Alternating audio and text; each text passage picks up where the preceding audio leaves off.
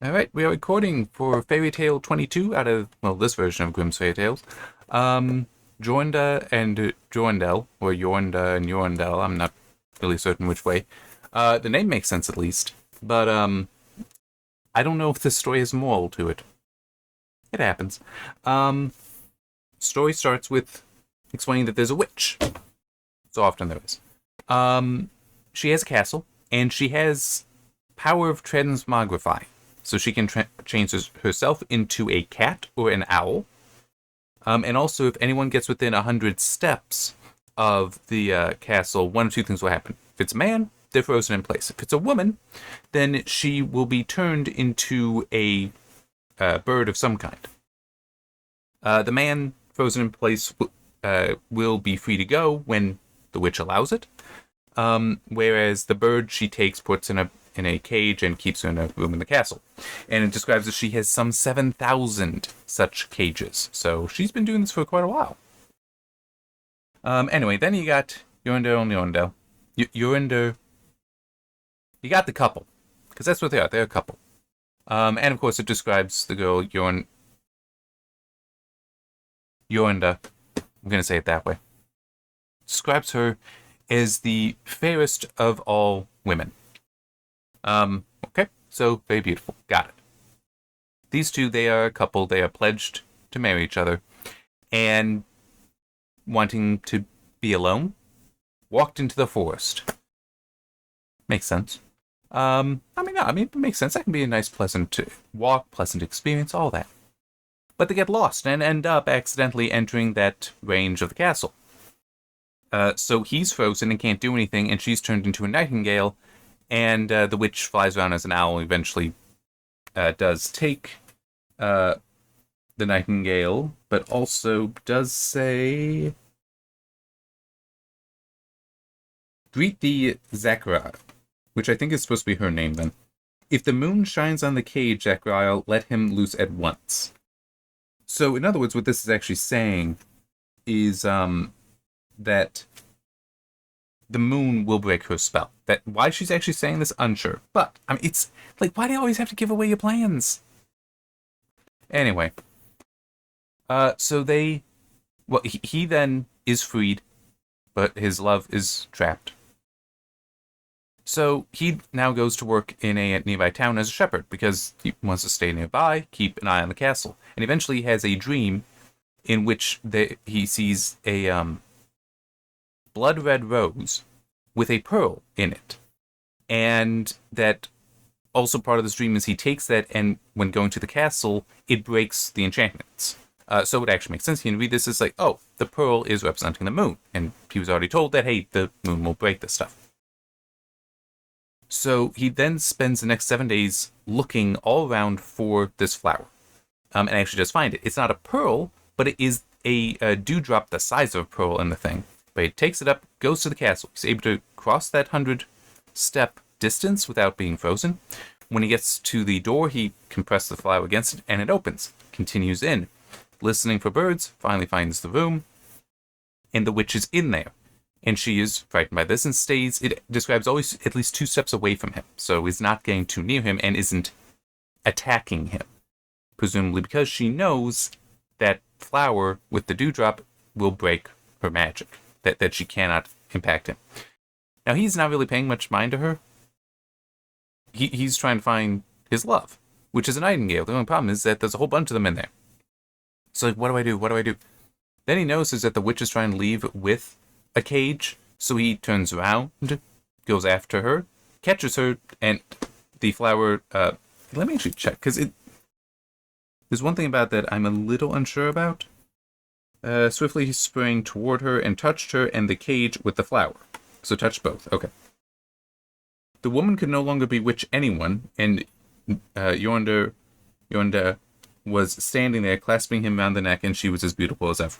So he does, in fact, break the spell on her, so she's free. Okay, great.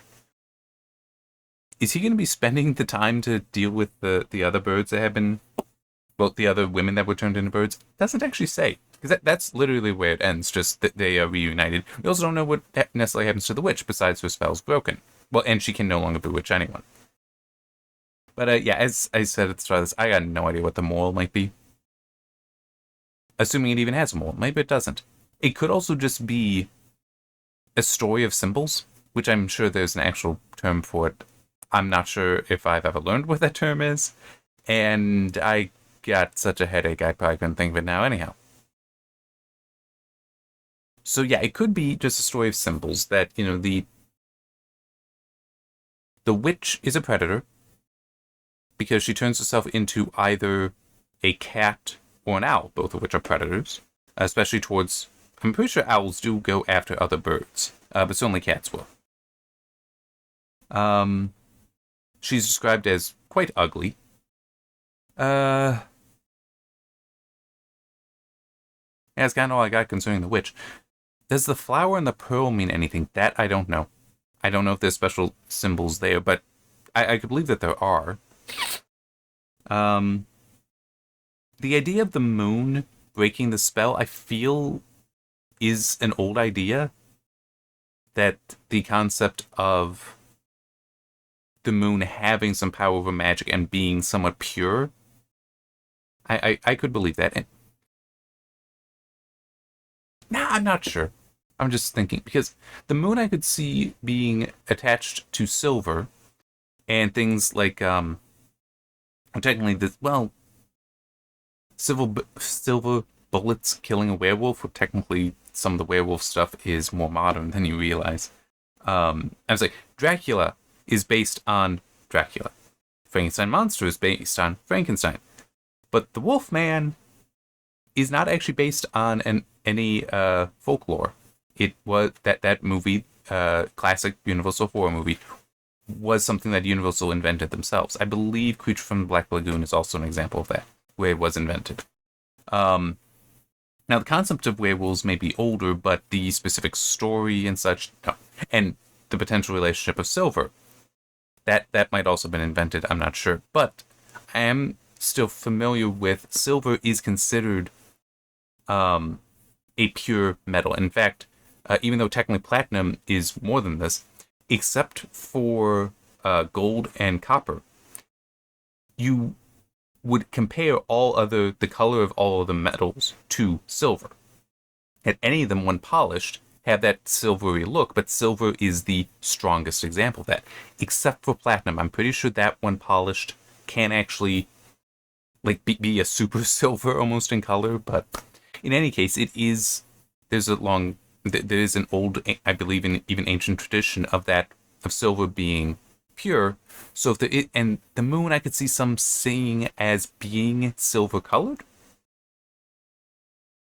Not sure. There's also, at least for Greco-Roman mythology, Artemis, yeah, that's Diana is the other name there, because it's Athena and Minerva. Yeah. So Diana, Artemis, depending on which name, goddess of the moon, also a eternal virgin, which would also be then associated with purity. So there could also have been some element there. I'm just trying to think: would the moon be connected to purity? And I think that there are certain ways that would make sense for folk stories, folklore. So I could see that being where it would be able to then break the magic of a spell. I'm not really sure about anything else. Any other examples? I mean, there is technically the modern example of Pirates of the Caribbean, Curse of the Black Pearl, where the moon reveals their true forms. But that is obviously a more modern story. I don't know if they took that out of folklore or not.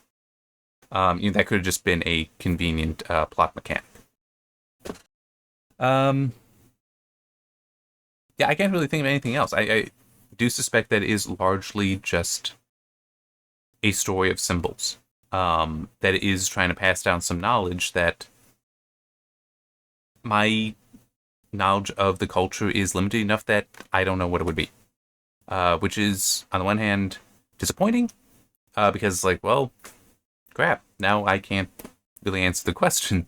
But it is still, I suspect that might be it. And also, with the flower being specifically a rose. Here, let me actually see. At last he dreamt one night that he found a blood-red flower, and in the middle of it was a beautiful large pearl. He dreamt again and then learned that it would break the enchantment. Oh no, it only refers to it as a blood red flower. But yeah, 7 days he sought for it, and then early in the morning he found the blood red flower. In the middle of it there was a large dewdrop as big as the finest pearl. Um, so yeah. Yeah, I don't know what symbolism might be with the blood red flower either. Sorry. But I feel like that must be what the story is. That the story contains symbols. Because I said I got no idea on the mole. And the next one is Snow White and Seven Dwarfs, which is actually rather long. um, so this is like the last one was like 3 pages long. This is like 1, 2, 3, half, 3.5, 4, 5, 6, 7, 8. It's 8.5 pages long. So that's fairly long.